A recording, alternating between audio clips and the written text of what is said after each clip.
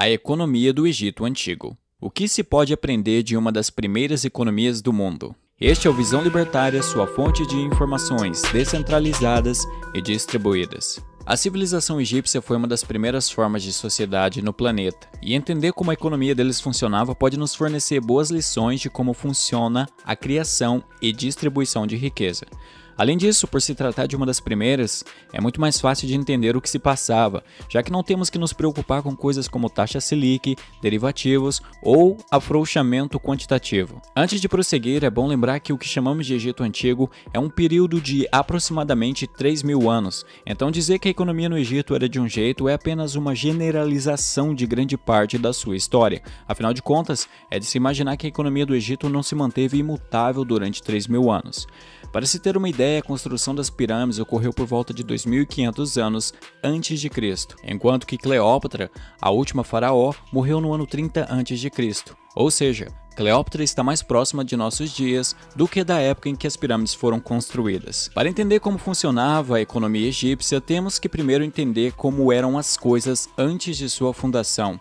A princípio, os seres humanos eram caçadores e coletores, algo que mudou apenas com o advento da agricultura. Contudo, cultivar o solo naquele tempo não é do mesmo jeito que fazemos hoje, pois era um trabalho pesado e, sem os avanços científicos de melhoramento do solo, a agricultura mal gerava o suficiente para o agricultor manter uma família.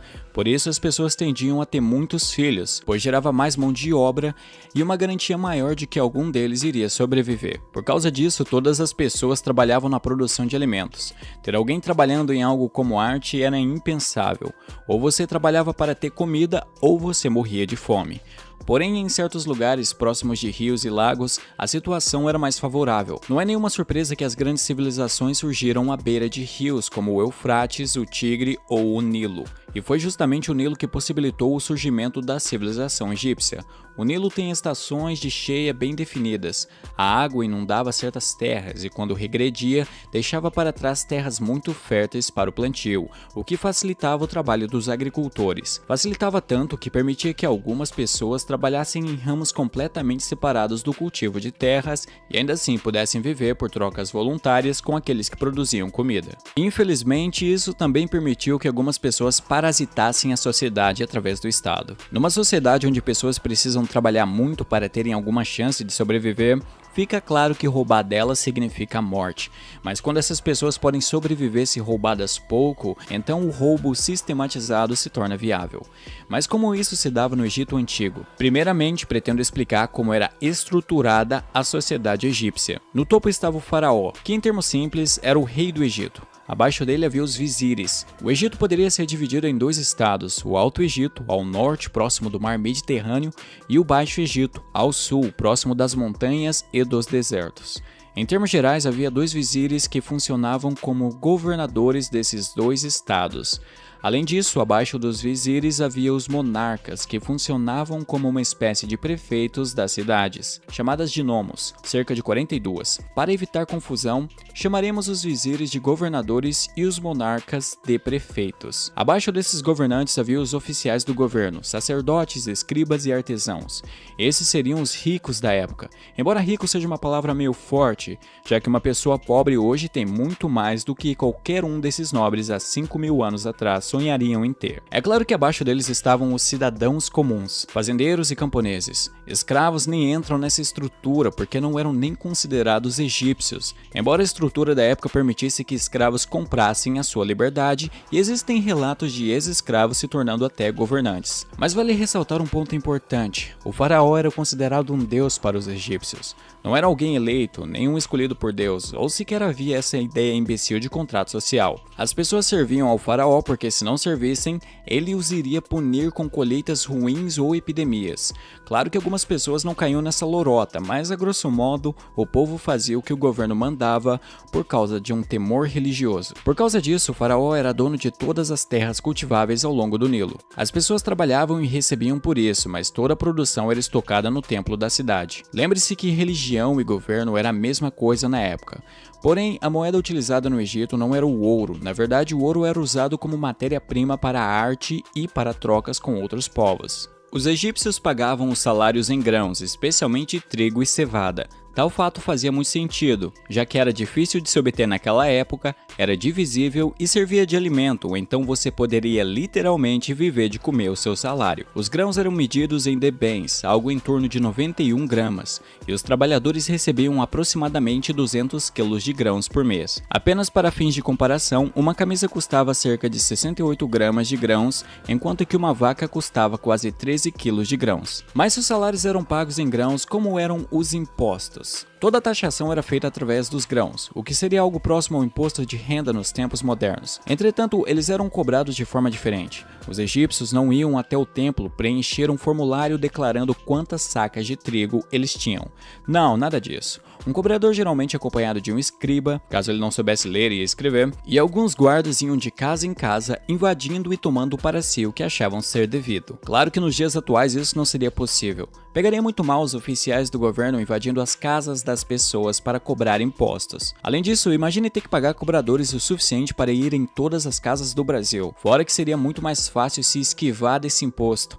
Basta se mudar de sua casa para uma onde os cobradores já passaram. O governo atual percebeu que é muito mais fácil exigir que a população faça as contas e pague o que eles querem, basta que vez ou outra pegue alguns como exemplo para fazer medo nos demais, garantindo que os outros continuem pagando. Vendo um sistema desses, os egípcios provavelmente iam dizer que essa população é muito covarde. Contudo, o imposto sobre grãos não era o único imposto pago no Egito. O calendário egípcio era dividido em 3 estações bem definidas: a estação do plantio, a estação da colheita e a estação das cheias.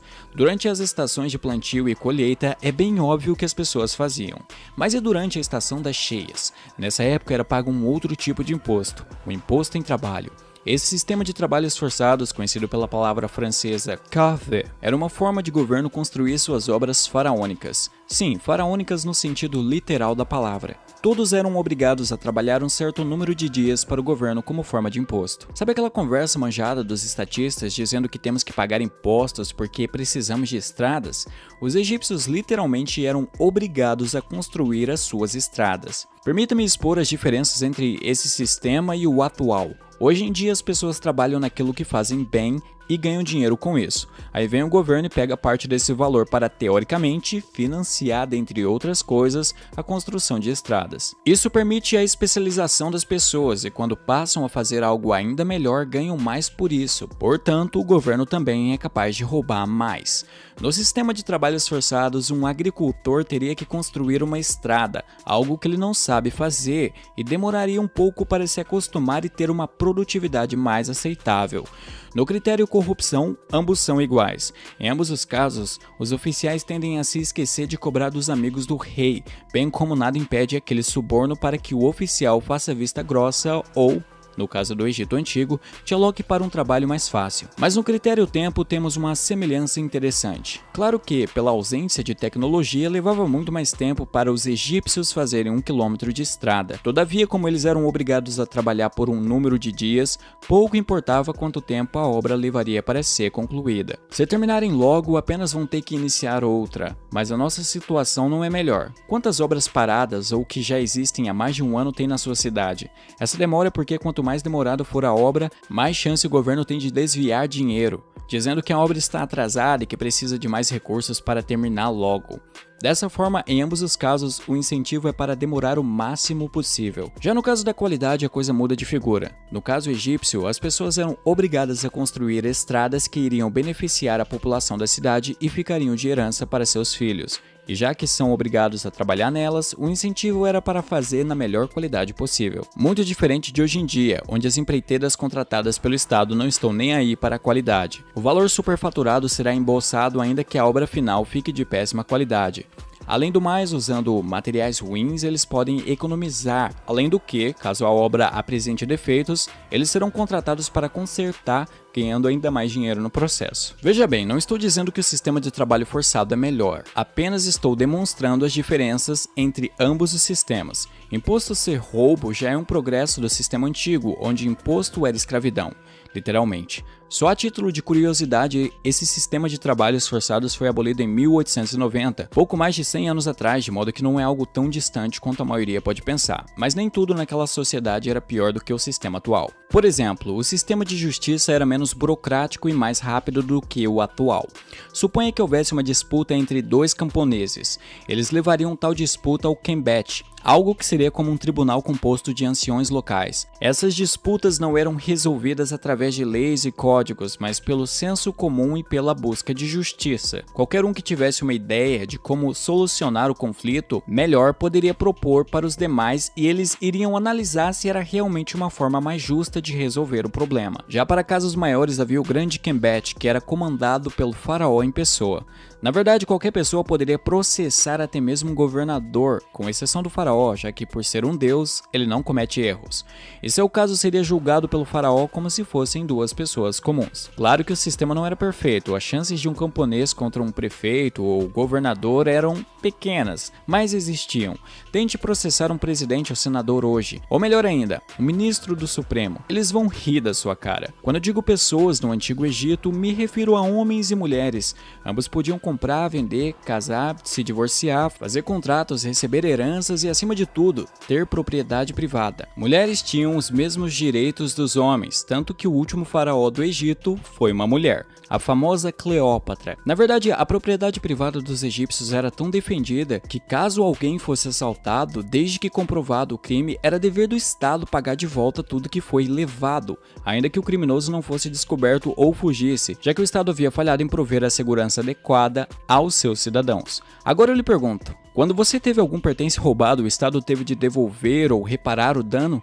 Afinal, ele recebe impostos para prover a segurança, mas o que acontece quando ele falha na missão? Nesses aspectos é possível ver o quão danoso é o Estado para a sociedade. Apesar da sociedade ter progredido tanto nesses 5.000 anos, o Estado, como sempre, só tem regredido o processo civilizatório. Espero que vocês tenham gostado dessa análise da civilização egípcia sob a ótica libertária. Caso esse assunto tenha despertado seu interesse, ainda existem muitas outras civilizações que podem ser exploradas, livre do socialismo padrão dos livros de história. Obrigado por sua audiência. Esse artigo foi sugerido e escrito por Liberold, revisado por Paulo Almeida e narrado por Alexander Bard. Se você gostou deste vídeo, clique no ícone de curtir abaixo e compartilhe o vídeo nas suas redes sociais. Se você deseja ser notificado de outros vídeos, clique em se inscrever e depois no ícone da campainha. Até a próxima!